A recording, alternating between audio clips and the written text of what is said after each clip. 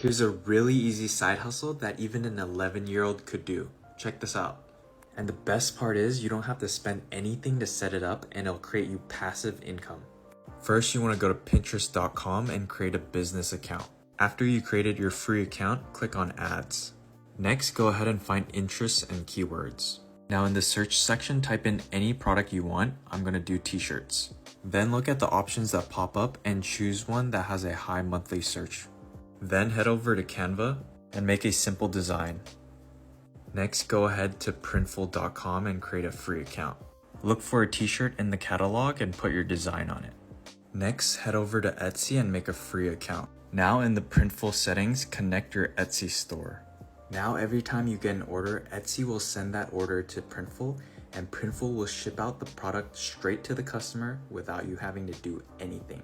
All you need to do is create a simple listing like this. If we multiply the number of sales with the price, this person has made over $3 million just from selling t-shirts.